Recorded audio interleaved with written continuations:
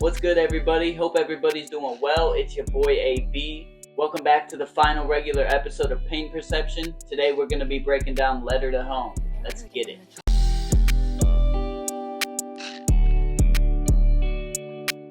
Letter to Home is the 6th track on the track list to Growing Pains.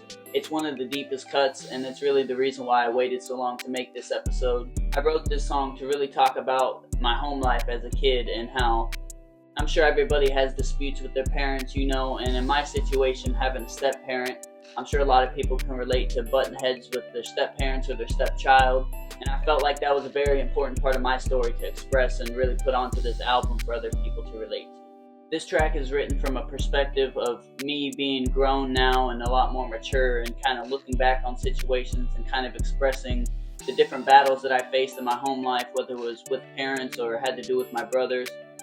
And just me expressing my thoughts on that now to them. It really kind of took a lot of self-reflection to write this track. A lot of looking back on things that I may have said or did, or things that they may have said or did, and looking at it from a more mature viewpoint and really kind of expressing how I look back at it and how I see it now. This song was extremely important for the project. I feel like this is one of the key things that set my mind or made me make my decision to be the person that I wanted to be. I also felt like it was extremely relatable. A lot of people have that home trouble or troubles in their home life as a kid, and I feel like it's important to let them know that they're not alone. Let's get into some lyrics. The chorus goes like this. As I'm singing my songs and I'm finding my way, I reflect on every curve in this road. There's a lot I never say, kept inside of my brain, so I'ma use this song as my letter to home. I ain't pointing out wrongs, I ain't trying to complain. I'm just trying to tell my story before I'm dead or I'm old. There's a lot I never say, kept inside of my brain, so I'ma use this song as my letter to home. And the chorus is just saying, I'm just trying to tell my story. I'm not trying to make anybody look bad. I'm not trying to make me look like a hero. I do feel like my experiences and the things that I've been through and the life that I've lived can inspire somebody who might be going through their own troubles, and that's the main reason for wanting to share. And it's also saying that I'm not always the best communicator when it comes to my family, with close people to me, and I wanted to express these things in the best way that I know how, which is writing a song. Verse 1 is kind of talking and written to my parents.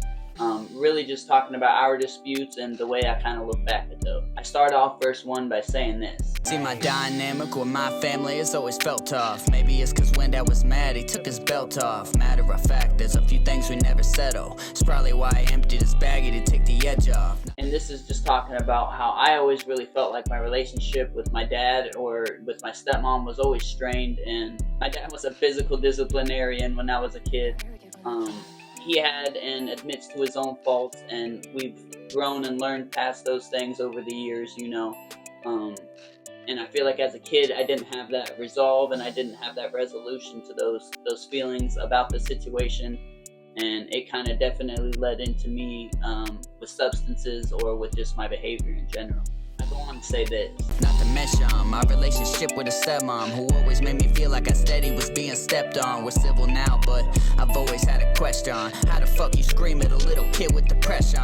And this is just talking about how me and my stepmother didn't always see eye to eye, especially when I was a kid going through things, and she didn't seem to understand, and it would usually just lead to us bumping heads, getting into arguments, me not listening, typical hard-headed kid stuff. I say this next. Found my rhyme book, flipped out and you called me stupid. Told me I could never be a rapper and make music. Said to me I needed to be more realistic, and so I made it real, and now it's your turn to listen. This is talking about a specific time that I remember.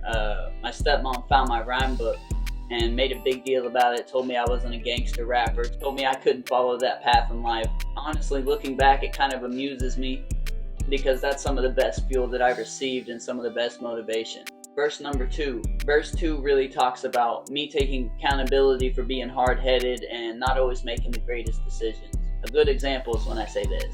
Acted out, but really was only learning. Imperfections pave a path for people to peep the purpose. Takes two to cause a conflict, I'm just speaking my version. For real, don't be thinking that I'm thinking I'm perfect. And this is really just to say, I feel like as a kid I definitely wasn't the easiest kid to work with, definitely didn't listen the most, didn't follow directions all the time, but definitely had a reasoning for it and was never under the impression that I was perfect and other people weren't.